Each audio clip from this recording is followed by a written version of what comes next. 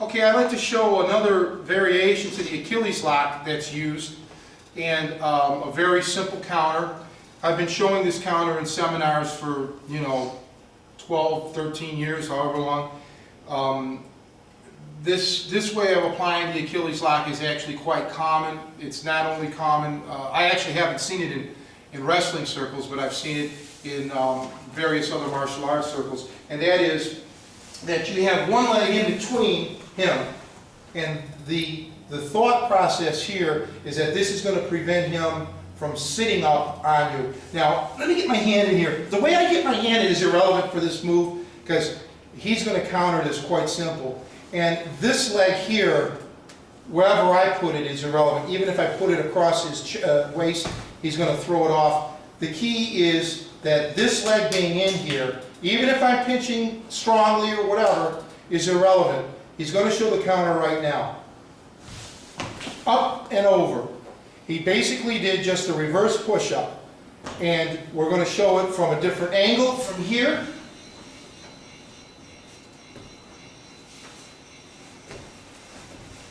Again, I'm in and I'm driving him.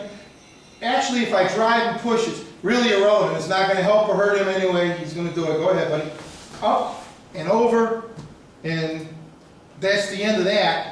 And I'll have him demonstrate it without me so you can see. It's just your basic reverse push-up. And again, you can do it in that position, thank you. It's really easy. And all you got to do is just get that height over the knee. The problem is, for me on the bottom, and we'll do this very, very slow because we're going to try to talk our way through this.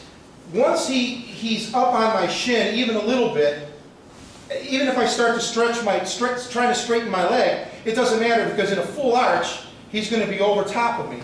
So once he gets up to that knee, that top of that knee, there's not much I can do. Even here, I try to raise it a little bit. It still didn't matter. He had me beaten. Okay, so it's not a sound way of applying any kind of heel hook or Achilles lock. Also, because your back is on the ground, you don't have any leverage. All your strength and everything is coming from the strength of your arms. You can't use your body weight.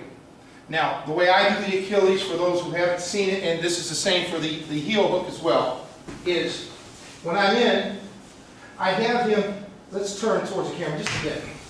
I'm here, and it's important. I'm between the crack of his butt, and I'm capturing his right leg, and I'm really pinching hard, and I'm using my legs to prevent him from rolling and to move. And I'm not being just static. I'm being dynamic, pinching and moving and real tight. And if I wanted to, like for the heel hook, I would just arch in with my whole body. I would throw my whole body weight into the heel hook, and the same if I had the Achilles on. I'm using my whole body. I'm arching with my whole body.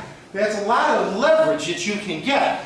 And if you do it full and fast, you're either going to blow out his knee or you're going to rupture his Achilles tendon. And since I'm on my hip, he's not going to be sitting up on me. He's not going to be doing anything to climb me.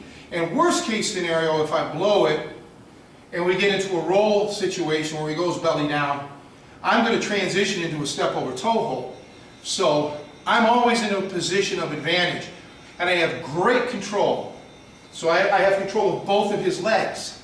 Unlike the very first one I showed you where I was able to sit up on him, he had no control whatsoever over my left leg.